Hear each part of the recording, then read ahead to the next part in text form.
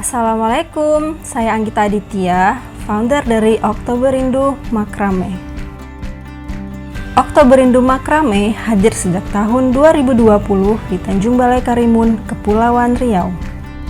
Makrame adalah kerajinan yang dibuat dengan cara merangkai tali atau benang hingga membentuk ornamen. Oktoberindu melahirkan dekorasi yang membumi dan akrab dengan unsur alam, seperti cangkang kerang yang hanyut di bibir pantai dan ranting bakau di pasir putih.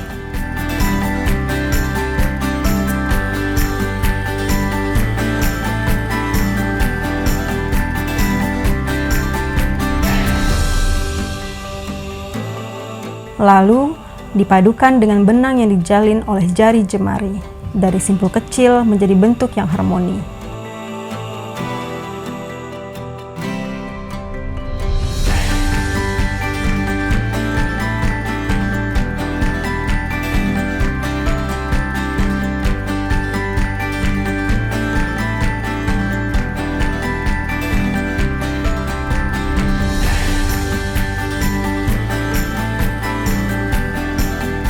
Berikut ini adalah beberapa testimoni dari customer Oktoberindu baik dari dalam maupun luar negeri.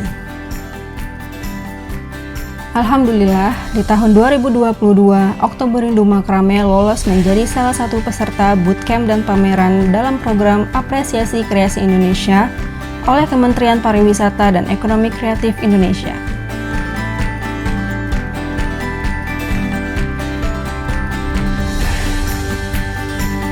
Oktoberindu Makrame datang dan menyapa kita semua untuk menjadi teman estetis dalam keseharian, untuk menyejukkan mata, hati, dan pikiran.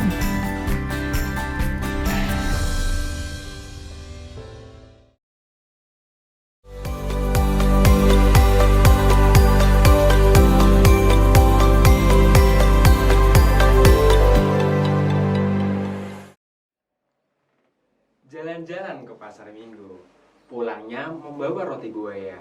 Assalamualaikum warahmatullahi wabarakatuh, Sobat BK semuanya. Kembali lagi bersama saya Wahyu Aditya dalam acara podcast Bercua, Bea Cukai Karimun Bersuara. Dan kali ini saya tidak sendiri, saya ditemani dengan Kak Anggi. Halo. Selamat pagi Kak Anggi, gimana Pagi, kabarnya? baik. Alhamdulillah. Tapi pertemuan kita kali ini bukan yang pertama ya Ya. Kak ya. Kita ada beberapa kali ketemu di kegiatan atau kesempatan yang sebelumnya. Oke Sobat BK semuanya, kali ini materi yang akan kita bahas sangat menarik nih ya Kak Anggi ya. Ya. Karena kita akan membahas mengenai UMKM yang ada di Indonesia. Dan kebetulan Kak Anggi juga salah satu pelaku UMKM yang ada di Kabupaten Karimun ya Kak ya. Tapi Kak Anggi, sebelum kita masuk ke acara materi inti kita, saya akan mengulas beberapa berita nih Kak mengenai UMKM. Dikutip di detik.com, Pegadaian dorong UMKM jadi tuan rumah di negeri sendiri. Jadi selain bea cukai ya Kak ya, mendorong UMKM biar bisa naik kelas, tapi instansi-instansi lain juga ikut juga kerjasama, ikut juga membantu UMKM untuk bisa berdikari ya Kak ya, mandiri di rumahnya sendiri atau di Indonesia. Kemudian berita selanjutnya ada Pertamina SM Expo 2022 jadi ajang pamer ribuan produk UMKM RI gitu Kak. Jadi UMKM ini kan istilahnya marketnya masih kecil ya Kak ya. Harus punya wadah yang besar, wadah yang luas untuk bisa memasarkan produknya seperti itu ya Kak. Kemudian yang terakhir ada dari masih sama detik.com, warna-warni tas pesta dari Songket yang tampil di pameran G20. Jadi kan pameran G20 ini kan event yang besar ya Kak ya. Event yang diikuti oleh negara-negara yang mana itu mempunyai andil yang besar di dunia ini. Kemudian salah satu produk UMKM yang mana itu tas dengan songket ininya, kain utamanya, bisa menjadi ajang untuk promosi seperti itu. Nah kalau Kak Anggi boleh cerita dulu nggak sih produknya Kak Anggi itu apa sih? Kembali ke Bang Adi bilang tadi, setiap instansi sekarang memang menggalakkan untuk program-program di bidang UMKM ya.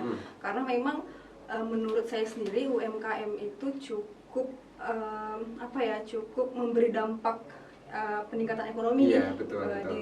bagi Indonesia sendiri gitu.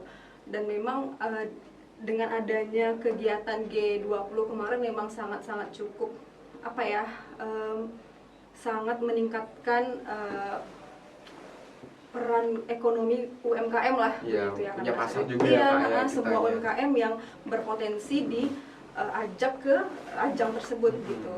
Nah, kalau bicara tentang produk saya, nah saya itu produknya makrame gitu yang berbahan dasar benang katun gitu. Mungkin dari teman-teman Sobat BK semuanya ada yang belum tahu nih, makrame itu apa sih, Kak?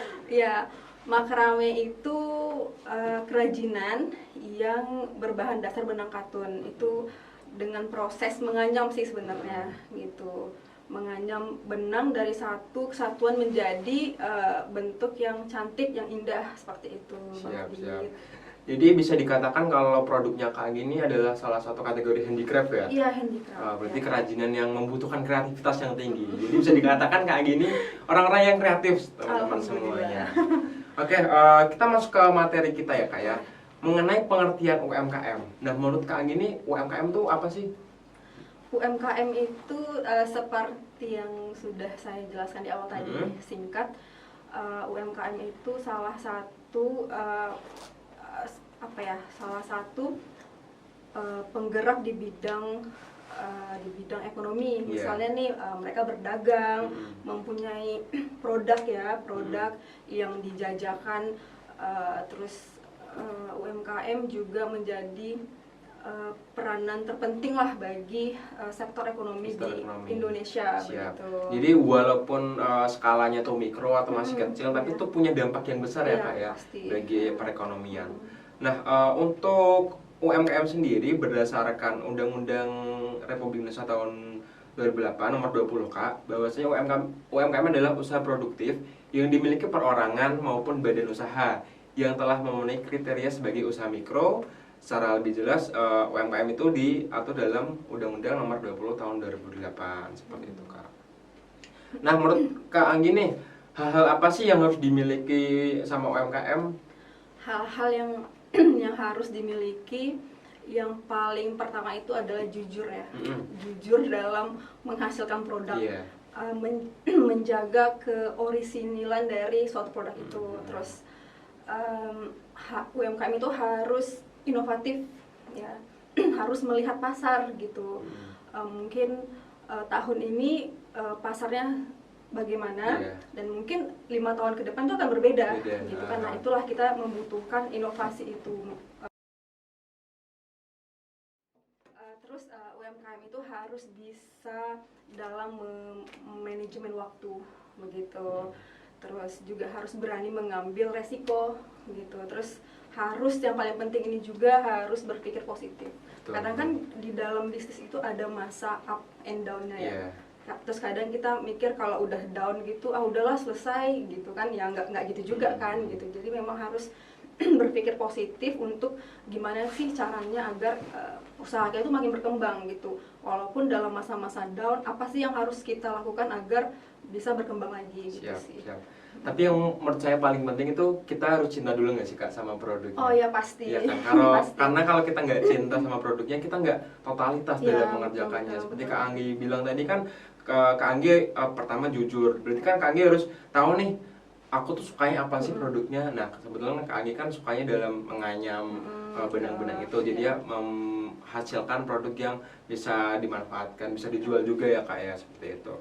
Nah, untuk yang harus dimiliki, yang pertama tuh profil usaha ya Kak ya, itu yang paling penting. Dari namanya, kemudian alamatnya, seperti itu. Dan yang paling penting izinnya ya Kak ya. Kalau misal kita berusaha kan pasti harus ada izinnya. Baik ada, misal kalau udah mulai merambah di pasar yang besar atau nasional tuh, ada akta notaris, badan hukum, SIUP, NPWP, kemudian yang lain-lain seperti itu. Nah, kemudian pemasarannya nih Kak. Kalau misal Kak Anggi sendiri, pemasaran atau penjualannya itu udah kemana aja sih kalau boleh tahu? Kalau sejauh ini alhamdulillah sudah merambah ke nasional, apalagi untuk di Kepri, Sumatera gitu kan, karena kita dekat ya. Alhamdulillah sudah banyak peminat. Terus juga di kancah internasional alhamdulillah untuk di Malaysia, Iya. Singapura, terus India juga sudah pernah memesan dengan kerajinan kita gitu. Walaupun pemiliknya atau pengrajinnya belum pernah ke India, tapi produknya udah sampai ke India nih teman-teman Produknya dulu yang semua. nyampe ya. Tapi Kak Anggi sendiri ada online shop? Ada, kita Ada ya? Media sosial ya, Media sosial memang ya. ditingkatkan ke media sosial gitu. Karena kan kita tahu sendiri Kak, di zaman yang sekarang sudah Digitalisasi digital, ya, betul. online shop tuh bener-bener ngaruh banget buat kita memasarkan produk kita itu sendiri. Kemudian kalau misal Kak Anggi nih dalam berusaha atau berbisnis nih, udah ada belum sih kayak pelaporan laba dan ruginya atau neraca keuangannya gitu? Udah sih secara sederhana sih pastinya. Udah ada ya berarti kayak. Karena itu penting banget Kak dalam berbisnis, Betul. neraca keuangan. Jadi kita udah tahu nih apa yang harus ditingkatkan, apa yang harus dikurangi dalam berusaha seperti itu. Nah kemudian ada brand nih Kak, kan penting banget nih Kak. Kita beli sesuatu apakah karena brandnya ataukah karena fungsinya, kegunaannya. Tapi kan teman-teman semua mungkin sekarang mencintai sesuatu atau produk karena brandnya dulu Kak ya. Aku beli sepatu karena brandnya ini, aku beli baju karena brandnya ini, udah terkenal gitu ya Kak ya. Karena brand itu sangat penting Kak dalam persaingan berbisnis seperti itu. Persaingan makin terbuka dan jumlah pesaing meningkat sehingga pelanggan sulit membuat pilihan. Iya, betul. Jadi brand itu salah satu hal yang penting dalam kita berusaha dalam UMKM ini sendiri seperti itu. Nah, menurut Kak Anggi, branding produk apa yang paling berkesan nih? Branding maksudnya Misal gimana ya? Kak Anggi nih dalam produk yang Kak Anggi sukai, yang Kak Anggi pakai, brand apa yang paling sering Kak Anggi pakai dan kenapa brand itu seperti itu? Kalau misalnya untuk brand-brand yang terkenal gitu memang belum ya gitu, karena memang kita harus mencintai produk Iya. lokal sendiri nggak Iya, sih betul, gitu. betul. Banyak sih brand-brand UMKM yang sebenarnya itu berpotensi sebenarnya gitu, malahan setara sih bagusnya gitu Iya. dari produk-produk luar negeri gitu sih. Siap. Karena kalau brand tuh ada beberapa tingkatan Kak. Ada itu namanya brand awareness. Yang paling dasar tuh unaware of brand.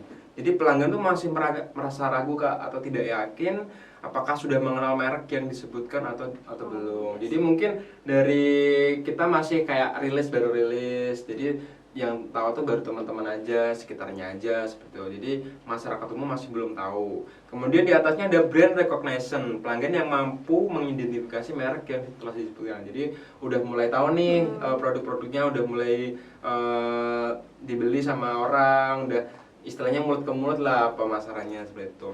Kemudian ada atasnya lagi ada brand recall, pelanggan mampu mengingat merek tanpa diberikan stimulus. Jadi orang udah tahu nih kalau misal mau beli ini larinya ke sini, mau beli itu larinya ke situ. Dan yang paling atas nih Kak, top of mind, pelanggan yang mengingat merek sebagai yang pertama kali muncul di pikiran saat berbicara mengenai kategori produk dari merek tersebut. Jadi kan Kak Anggi mungkin udah tahu ya kalau misal mau beli air mineral nyebutnya merek ini. Kalau mau beli sabun cuci baju nyebutnya ini. Jadi itu udah dalam kategori top of mind seperti itu Kak. Memang sih kalau kita bicara tentang brand itu lebih ke emosional kita sih sebenarnya. Kita suka apa nih dalam suatu produk itu gitu. Siap. Ya nggak sih? Nah lanjut ke materi selanjutnya Kak. Kalau menurut Kak Anggi nih yang udah lumayan lama ya, udah mulai terjun tuh 2 tahun ya Kak ya. Dan udah kesana kesini, udah melalang buana lah, ada jalan-jalan juga. Menurut Kak Anggi, UMKM di Indonesia tuh udah gimana sih Kak perkembangannya tuh? Perkembangan menurut saya sendiri sih sebagai kacamata UMKM ya. Kalau untuk jangankan bicara nasional lah, bicara tentang di daerah kita sendiri nih Karimun, alhamdulillah UMKM itu cukup dipandang lah seperti itu kan Bang Adit. Karena memang yang seperti saya bilang tadi, semua instansi itu sekarang sedang mencari-cari nih UKM karena mereka punya program ya sendiri ya, program masing-masing untuk meningkatkan UMKM itu. Itu banyak sih, alhamdulillah pemerintah memang cukup aktif cukup ya, membantu, aktif gitu. Jadi memang tinggal UKM-nya aja nih mereka mau mau berkembang, mau berusaha atau mengikuti enggak. alur atau tidak gitu kan. Nah, betul Kak. Karena dalam datanya sendiri Kak bersumber dari Kementerian Koperasi dan UMKM, di data tersebut menyebutkan bahwa ada peningkatan yang signifikan Kak dari tahun 2018 ke tahun 2019, bahwa untuk usaha mikro ada 64,6 juta unit Kak di seluruh Indonesia.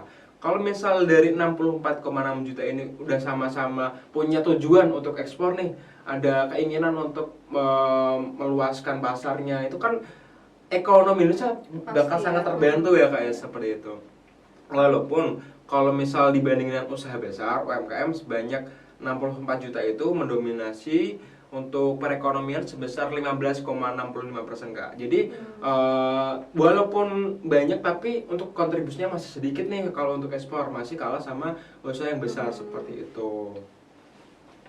Nah, kemudian ada fakta juga nih Kak, Indonesia tuh sebagai negara dengan UMKM terpadat Kak Terpadat di dunia.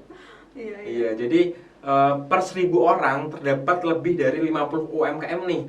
Sehingga dari 135 negara, Indonesia adalah negara tertinggi kepadatan UMKM yang kemudian disusul dengan negara Nigeria dan San Marino. Jadi faktanya sendiri kita tuh ada keinginan untuk berusaha kayak untuk berbisnis, punya kreativitas seperti itu. Karena mungkin Kak Anggi sendiri ikut di komunitas juga ya Kak ya? Ada komunitasnya juga yang mana istilahnya nggak sedikit. Kalau misal di Karimun sendiri ya kayak yang istilahnya kepulauan kecil jauh dari kepadatan ibu kota seperti itu, tapi udah ada usaha untuk berbisnis seperti itu.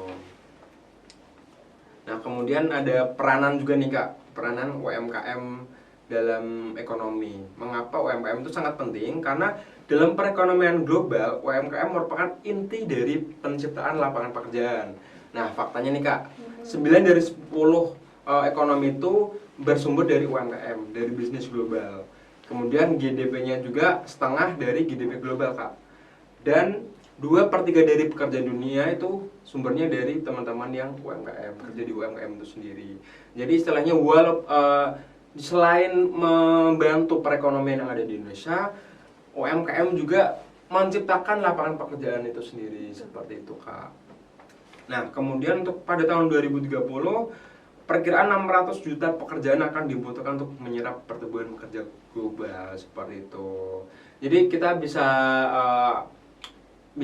simpulkan bahwa UMKM itu punya peranan yang sangat penting ya Kak ya, dalam ekonomi, dalam sosial, kemudian menciptakan pekerjaan juga seperti itu. Bahkan ada nih berita pada saat COVID-19 kemarin itu, salah satu yang meningkatkan ekonomi itu para UMKM. Iya, betul.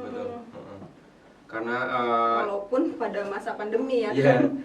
Karena UMKM itu tidak terlalu berdampak ya Kak ya sama efek dari pandemi itu sendiri. Kemudian penyerapan tenaga kerja di nasional nih Kak, 97% dari UMKM Kak. Kemudian kontribusi PDB ada 57%, kemudian tingkat digitalisasi ada 25% dan kontribusi ekspor 15%. Kalau misal dari masing-masing UMKM-nya sendiri ada keinginan untuk berkembang, merambah ke pasar nasional maupun internasional, kontribusi ekspor ini bakal bisa bertumbuh semakin tahun semakin meningkat Kak. Seperti itu. Kemudian tantangan nih Kak, kan Kak Anggi ini istilahnya 2 tahun ya Kak. Istilahnya kalau misal dibilang lama juga belum, dibilang baru juga udah lumayan lama. Nah, tantangan yang terbesar nih Kak bagi Kak Anggi dalam mengembangkan usahanya, produknya apa tuh Kak? Mungkin di bahan baku kali ya. Karena kan sekarang ini kita berada di kepulauan ya. Memang isunya itu memang sangat besar di masalah biaya ongkir gitu. Ya, karena memang bahan baku saya sendiri, benang-benang itu tidak tersedia di daerah Provinsi Kepri, Sumatera yang terdekat gitu kan. Tapi memang di Pulau Jawa semuanya gitu. Ya itu tantangannya itu bagaimana sih saya bisa meminimalisir sebenarnya gitu, meminimalisir ketersediaan bahan baku itu. Gitu. Selain bahan baku, mungkin ya itu ya Kak ya, karena kita tinggalnya di kepulauan yang mana itu sarana transportasinya juga minim, nggak memadai. Jadi jadinya beratnya di ongkos ya Iya, Kak ya, beratnya biaya di di ongkir. ongkos. Saya juga sendiri kalau misal beli online shop, beli barang-barang dari Mikir Jakarta, dulu ya. mikir dulu karena ongkirnya bahkan bisa lebih mahal dari barangnya seperti betul. itu. Tapi hal itu juga tidak membatasi Kak Anggi ya untuk bisa berkreasi lagi, berkarya lagi. Dan kemarin juga saya lihat fashion show-nya Kak Anggi yang berkolaborasi dengan desainer juga. Iya. Boleh cerita sedikit Kak tentang itu Kak? Iya, awalnya itu ketemu sama para desainer itu di pelatihan Wastra Kepri di Batam waktu itu. Jadi awalnya tuh bingung gitu kan Bang Adit, kayak loh kok saya bisa masuk ya dalam pelatihan Wastra. Kalau bicara tentang Wastra itu kan fashion ya, fashion. Terus saya pikir gitu, emang punya saya, produk saya ini bisa apa dijadikan barang fashion gitu, produk fashion. Tapi saat setelah ketemu dengan desainer-desainer itu tadi ya, kita kayak membuka pikiran gitu, orang-orang baru gitu kan Bang Adit.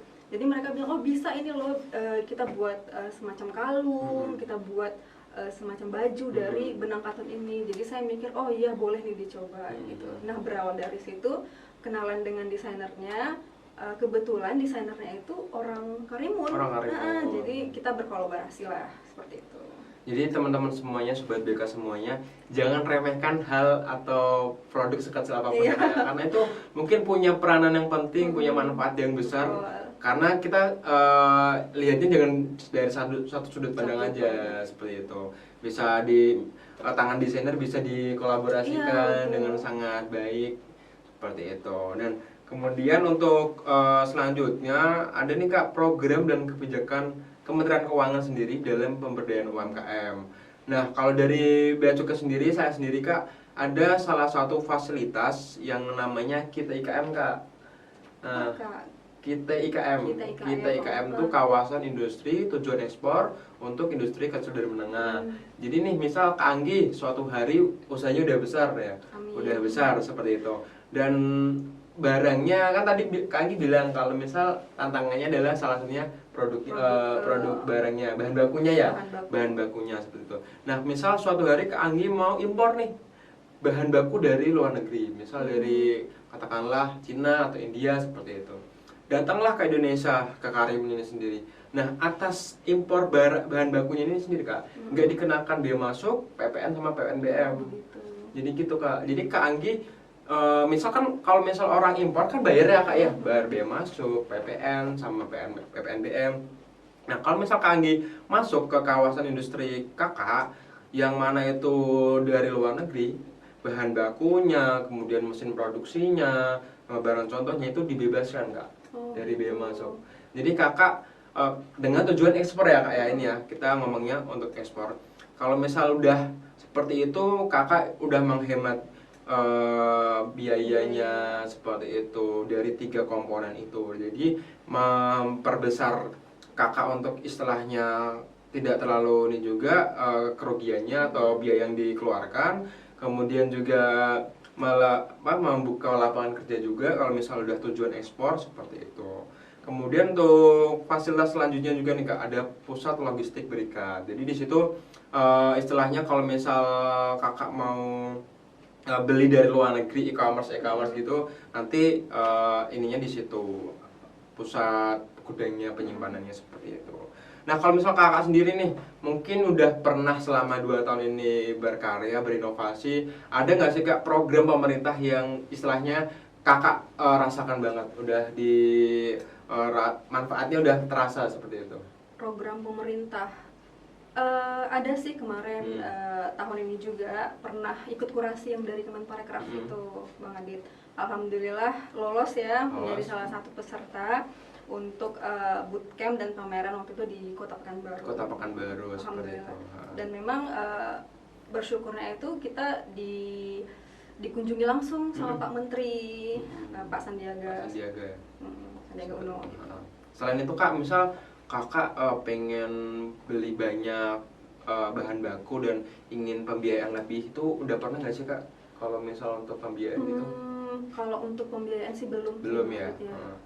Mungkin dari Sobat BK semuanya, bahwasanya Kementerian Keuangan sendiri ada nih Kak untuk program pembiayaan itu dari DJPB, yaitu pembiayaan mikro dan menengah seperti itu. Nah, itu bekerja sama dengan PIP Kak, DJBB dengan PIP seperti itu. Kemudian untuk DJP ada pengelolaan SIKP, kemudian subsidi resi gudang, kemudian DJKN juga ada lelang UMKM Kak. Jadi nanti dari platformnya itu sendiri melelang nih produk-produk yang ada dari UMKM itu sendiri seperti itu, kayak ajang promosi lah seperti itu Kak. Banyak ya sebenarnya programnya. Banyak banget. Ada dari LPI juga Kak, ada Desa Devisa yang sekarang kita lagi usahakan untuk bisa mewujudkan seperti itu. Ada pendanaan UMK juga, kampung wirausaha dari SMF, kemudian pembiayaan homestay juga, workshop wirausaha sawit seperti itu. Jadi banyak Kak, kita mau fasilitasi bagi teman-teman yang mau usaha nih. Ini ada kok program yang istilahnya membantu teman-teman, baik itu dari ilmunya, kemudian dari fasilitasnya, promosinya, ataupun dari pembiayaan itu sendiri seperti itu Kak. Untuk berbagai sektor ya itu ya. Berbagai sektor, jadi nggak cuman di makanan aja, minuman atau handicraft. Semuanya kalau misal teman-teman punya ide nih, mau bikin barang bekas jadi sesuatu yang lebih bervalue, bermanfaat, ada nilai ekonomisnya. Jadi jangan sungkan kalau misal teman-teman semuanya mau konsultasi sama kita. Tapi kalau saya sendiri kan istilahnya membantu dari segi regulasi ya kayak kalau misal mau ekspor atau mungkin kalau misal nanti mau ada pembiayaan, mengajukan pembiayaan, kita bisa hubungkan ke DJBB seperti itu, yang mana istilahnya instansi terkaitnya seperti itu Kak. Kemudian untuk APBN tahun 2021 nih Kak, pemerintah tuh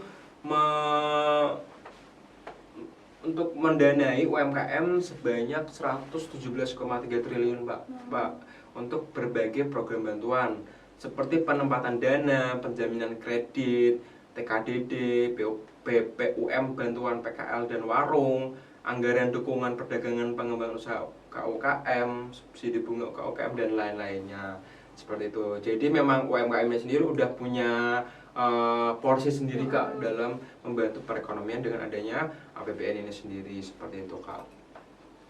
Jadi banyak nih Kak program pemerintah yang mungkin sebenarnya kan karena kita nggak tahu ya Kak ya, mungkin masyarakat semuanya nggak tahu nih aku mau kemana gitu.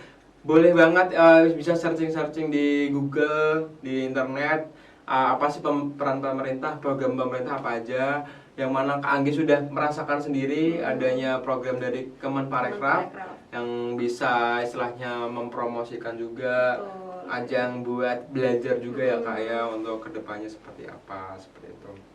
Oke, kalau tadi kan kita membahas mengenai program pemerintah ya Kak ya, yang mana itu ada fasilitas ininya, produksinya, marketingnya, program ini pembiayaannya seperti itu dan banyak. Tapi kita sekarang lebih fokus nih Kak ke programnya Bea Cukai yang namanya itu Klinik Ekspor. Sebelumnya Kak Anggi udah pernah dengar? Tentang program Klinik Ekspor ini baru ya, cuman beberapa bulan yang lalu kan Bea Cukai pernah mengadakan bincang-bincang dengan KBRI Singapura ya tentang mengenai ekspor ini juga.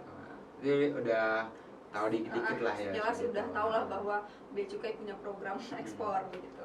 Jadi yang namanya klinik tuh bukan kesehatan aja Kak, tapi ekspor juga ada Kak. Dari Bea Cukai itu ada berdasarkan surat Dirjen nomor 1271 tahun 2018 dan surat Fasilitas Kepabeanan nomor 354 tahun 2018, yang mana itu mengenai perizinan yang pertama kayak pendampingan dan koordinasi dengan kementerian lembaga penerbit izin.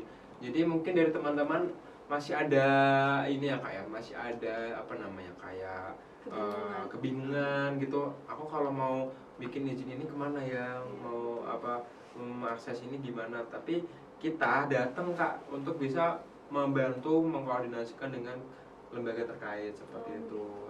Jadi misal kayak kemarin nih ada salah satu UMKM yang mana terkendala dengan izin merek Kak di Kemenkumham ya?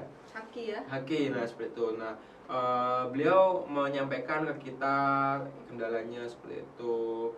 Nah kita sebagai istilahnya ada fungsi dari industrial asistensi dari industri, kita menanyakan ke pihak terkaitnya atau kementerian lembaga terkait bahwasanya ada kendala dari salah satu UMKM di Kabupaten Karimun mengenai haki seperti itu. Kemudian ada akses pasar, koordinasi dengan atas perdagangan, Kementerian Luar Negeri dan usaha besar. Yang kemarin Kak Anggi ikutin juga yang kita laksanakan beberapa bulan yang lalu mengenai FGD UKM, yang mana mendatangkan narasumber dari Singapura ya Pak ya, atas perdagangan, yaitu Bapak Denny Surjantoro, yang mana itu kebetulan juga pegawai bea cukai juga yang sekarang lagi bertugas sebagai atas perdagangan. Beliau menyampaikan bahwasanya membantu juga Kak dalam pemasaran produk mangga Kak yang ada di Jawa Timur, tepatnya saya kurang tahu kotanya, cuman itu salah satu produk unggulan juga yang itu udah jadi desa devisa. Dalam satu daerah itu ada kawasan yang menghasilkan produk tertentu untuk digunakan atau ditujukan ke ekspor, yang mana ini kebetulan Singapura ya Kak. Kemudian jaringan usaha interfirm dengan perusahaan KB dan KT. Ini mungkin lebih ke kalau misalnya udah besar ya Kak ya untuk kegiatannya seperti itu. Kemudian ada standar dan produk, yaitu mengenai koordinasi dengan Kementerian Perdagangan terkait desain, branding, dan standarisasi. Nah kebetulan Kak Anggi pernah nggak sih kalau misal dari kayak sosialisasi mengenai branding, desain gitu? Pernah sih, Pernah ya? Itu dari mana Kak? Dari yang Kemenparekraf juga, terus dari pemerintah Kabupaten Karimun juga ada. Itu udah ada semacam pelatihan-pelatihan sosialisasi gitu ya Kak ya iya. mengenai branding. Karena branding itu sangat penting banget ya Kak ya. Penting banget ya. Terus kemudian ada fasilitasi dan prosedur, pemberian fasilitas dan prosedur serta asistensi prosedur ekspor. Nah, mungkin dari teman-teman kan nggak tahu nih, kita kalau mau ekspor tuh caranya gimana sih? Benar tuh. Syarat-syaratnya apa aja sih? Nah, kita ada di situ salah satu fungsinya yaitu mengenai fasilitasi dan prosedur. Kemudian ada pembiayaan dan penjaminan yang seperti saya bilang tadi Kak, koordinasi dengan perbankan dan lembaga pembiayaan seperti DCBB dan PIP tadi. Seperti itu. Jadi dari klinik ekspor ini udah lengkap Kak. Ada perizinannya, ada aksesnya juga, kemudian fasilitas dan prosedurnya juga, dan pembiayaannya juga. Di sini kita sangat mendukung banget kalau misal teman-teman dari luar, dari masyarakat umum datang ke kantor kita untuk tanya, Pak klinik ekspor itu apa aja sih Pak?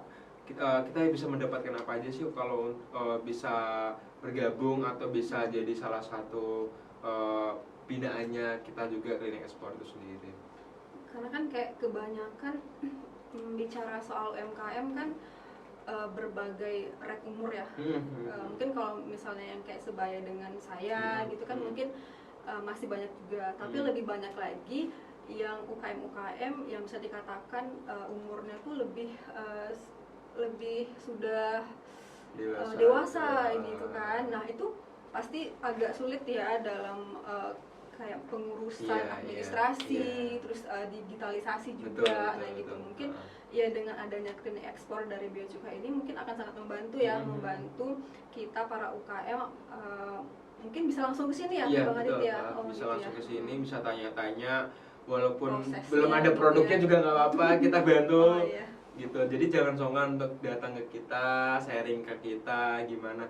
Mungkin ada kendala juga, misal dari Kak Anggi datang ke kita, Pak atau Bang, ini ada kendala nih terkait proses gini-gini nih, bisa banget seperti itu.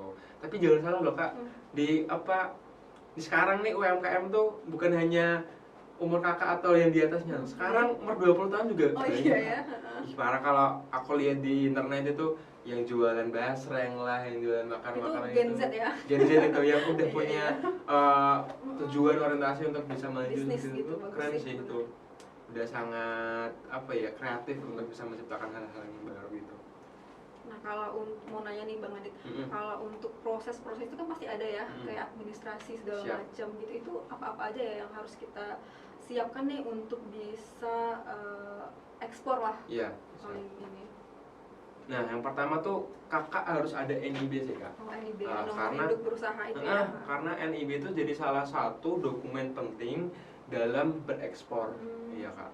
Karena NIB ini sangat berhubungan dengan akses kepabeanan, kemudian angka pengenal impor seperti itu.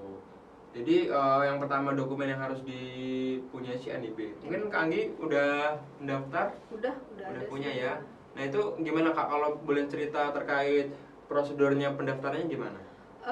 Dulu kan lewat website ya. Mm-hmm. Nah, memang banyak form-form yang harus kita isi gitu. Nah, sekarang kayaknya lebih mudah ya karena sudah ada aplikasinya tuh. Kita bisa download di Play Store. Kalau nggak salah sih ada aplikasinya gitu. Nah, OSS iya, ya? OSS ya. Nah kalau misal kita mau daftar nih Kak, kita bisa akses di OSS ya Kak ya, OSS, iya. Operation Single System, yang mana itu salah satu aplikasi miliknya Kementerian Investasi dan BKPM. Mungkin Kak Anggi juga kemarin udah pernah nyoba juga melalui Play Store ya Kak Iya, ya? pernah. Nah itu bisa lebih efisien, Lebih memudahkan sih memudahkan sebenarnya. seperti itu. Mungkin dari teman-teman ada yang belum tahu nih NIB itu apa. Jadi NIB itu nomor induk berusaha, yang mana nomor identitas pelaku usaha yang berfungsi sebagai tanda daftar perusahaan, angka pengenal impor, dan akses kepabeanan bagi perusahaan yang melakukan kegiatan ekspor impor. Jadi kalau misal udah punya NIB, jadi teman-teman gak usah perlu repot-repot lagi bikin dokumen ini, bikin dokumen itu, cukup NIB aja. Jadi salah satu dokumen untuk pendaftaran ekspor itu sendiri. Kayaknya sekarang untuk UMKM memang wajib ya punya NIB. Iya. Jadi tuh ya kita mau daftar apapun, mau ikut kurasi apapun, yang paling pertama ditanya itu pasti NIB. NIB ya. Karena mungkin dari yang lalu-lalu kan banyak dokumen-dokumen yang perlu disiapkan. Jadi sekarang udah lebih praktis, udah lebih efisien ya kayak dalam satu dokumen aja seperti itu. Untuk pengurusan NIB ini dilakukan secara elektronik melalui online single submission OSS. Itu bisa di-download di Play Store juga, yang seperti Kak Anggi tadi sampaikan seperti itu. Kemudian untuk langkah-langkah mendapatkan NIB nih, mendaftarkan akun pada aplikasi OSS berdasarkan NIK dan KTP elektronik. Kemudian masuk ke aplikasinya, input NPWP, BPJS, apa yang kalau misal sudah memiliki. Kemudian mengisi data bidang usaha sesuai dengan klasifikasi Baku Lapan Usaha Indonesia atau KBLI, ya, luas lahan dan modal usaha. Selanjutnya untuk divalidasi resikonya, kemudian bisa mengisi dan melengkapi formulir antara lain terkait daftar produk atau jasa dan pernyataan mandiri. Kemarin kan seperti itu ya Kak ya? Iya, seperti itu. Pendaftarannya ya, nggak sampai bingung gitu, udah ada Enggak sih, panduannya ya. Kemudian kalau misal udah itu, nah ini Kak yang prosedur yang penting setelah punya NIB. Kakak kalau misal mau ekspor nanti pengajuan modul PEB, modul pemberitahuan ekspor barang ke Bea Cukai. Nah, untuk tata caranya bagaimana sih? Jadi teman-teman kalau misal ekspor tuh harus punya modul Kak. Modul ya. Atau aplikasi yang digunakan untuk mengajukan permohonan atau pemberitahuan ekspor barang seperti itu. Nah, untuk untuk permohonannya gampang Kak. Kita ada surat permohonan. Kalau misal nanti ada yang lain, agen lain yang mendaftarkan, jadi ada surat kuasanya juga. Kemudian NIB bagi importir atau eksportir, foto KTP pemiliknya atau direkturnya, fotokopi NPWP, seperti itu. Nah, untuk yang seperti Bang bilang modulnya tadi, yang harus dilaporkan dulu ya ke Bea Cukai, itu punya ini enggak sih? Kayak harus minimal beratnya itu segini. Oh enggak Kak, enggak ya? enggak. Kalau begitu. Kalau ekspor kita nggak membatasi ya Kak ya, kita hanya mendukung saja. Gitu. Kalau untuk produknya kan emang sekarang kan kalau misal langsung besar kan susah ya Kak ya. Karena kan kita deket nih sama Singapura, Malaysia gitu ya. Kalau misal langsung besar kita sangat mendukung banget. Cuman kan kalau misal dari bawah dulu, kita ngenalin produknya dulu, beberapa ratus produk dulu, nanti sampai ribu sampai ratusan ribu, kita nggak ada pembatasan untuk ekspor itu sendiri. Seperti itu Kak. Nah kalau misal nanti teman-teman udah dapat nih kode aktivasi dari Bea Cukai, petugas akan memproses permohonan dari teman-teman. Nah untuk permohonan tersebut akan mendapatkan lembar identitas untuk aktivasi aplikasi PEB melalui email yang sudah disertakan seperti itu. Itu prosesnya jangka waktu berapa lama ya Bang Adit? Itu nggak lama Kak, kalau misal dari teman-teman udah nggak sampai 1 hari 2 hari, gitu. Hitungan jam mungkin. Kalau misal udah lengkap semua ya kayak dokumennya udah lengkap semua, itu langsung dari rekan-rekan PDAD atau dari dukungan teknisnya bisa langsung memprosesnya seperti itu. Nah kalau misal udah dapat kode aktivasinya nih, nah nanti teman-teman install modul yang nanti ada linknya bit.ly/modul PIBBC, kemudian di download, diinstal seperti itu. Kemudian ada video tutorial juga kalau misal teman-teman ada yang masih belum paham mengenai modul PIB. Kemudian update patch PIB yang dengan download patch di website Bea Cukai. Kemudian sudah deh siap untuk ekspor seperti itu. Jadi nggak susah kita Kak dalam memproses PIB. Kita mendukung banget kalau misal teman-teman ada yang mau ekspor, ada yang mau usaha UMKM ini sendiri seperti itu. Sebenarnya kalau kita tahu proses-prosesnya, alurnya itu mudah ya sebenarnya. Cuman kebanyakan emang UKM kalau sudah dengar kata ekspor itu pasti ribet ini gimana harus gitu banyak kan, dokumennya gitu. Nah ini mungkin stigma yang masih beredar di masyarakat ya Kak ya. Nah dengan kedatangannya Kak Anggi ini sebagai salah satu kaki tangan kita juga, kayak aku mohon buat Kak Anggi bisa mensosialisasi ke teman-teman juga bahwasanya ekspor tuh mudah, nggak sampai ribet ngurusnya gitu. Kita juga terbuka banget kalau misal teman-teman ada yang mau tanya-tanya mengenai ekspor, mengenai persyaratannya, regulasinya seperti itu. Jadi kalau misal Kak Anggi ada pertanyaan dari teman-teman mengenai apa ekspor, boleh banget. Boleh. Nanti mungkin kesini ya. Iya, bareng-bareng. Buat teman-teman yang lain. Buat teman-teman yang lain biar rame, biar Karimun ini semakin maju seperti itu. Dan kita juga sebagai UMKM menunggu sih, mungkin dari Bea Cukainya akan mengadakan sosialisasi lagi kan setelah yang pertama kemarin kan kita lihat antusias dari UMKM kan banyak nih gitu kan, dari pulau-pulau lain juga datang gitu. Mungkin akan ada sosialisasi selanjutnya gitu ya. Karena kemarin kalau misal dilihat juga banyak yang dari pulau-pulau ya Kak ya, dari Moro, Tanjung Batu juga datang ke sini buat bisa tahu mengenai ekspor luar negeri gimana, khususnya Singapura. Karena kita tahu sendiri Karimun sama Singapura tuh sebatas jengkal ini aja, kelingking kalau misalnya dari peta sih. Karena itu salah satu pasar yang besar banget ya Kak ya untuk dan kita. Memang di Karimun ini UKM-nya berpotensi sih, kayak kerupuk gitu ya, kerupuk ikan tenggiri, macam-macam lah pokoknya banyak. Siap. Terima kasih Kak Anggi atas kedatangannya, keluangan waktunya. Sudah mengundang saya ke sini. Walaupun di tengah kesibukannya Kak Anggi yang semakin padat ya nih akhir tahun ya, banyak sosialisasi, banyak orasi. Makasih sudah menyempatkan datang ke sini. Semoga usahanya semakin rame, semakin bisa berkembang sampai ke internasional, ekspor. Kalau misalnya nanti mau instalasi modul PIB, jangan lupa jangan sungkan-sungkan ke sini, langsung ke sini aja. Seperti itu. Itu dia Sobat BK semuanya mengenai UMKM yang udah kita bahas mengenai dari awal sampai akhir dengan Kak Anggi selaku pemilik usaha Makrame Oktoberindo. Jangan lupa follow Instagramnya ya Kak ya. Follow ya. Di Oktoberindo yang udah datang ke sini. Terima kasih Kak. Mungkin dari saya itu saja. Apabila ada kesalahan mohon dimaafkan. Duduk bersila bersama Mpok Alfa. Teduh suara menikmati senja. Cukup sekian podcast BK Bersuara. Sampai ketemu di episode berikutnya. Dadah. Terima kasih Kak Anggi.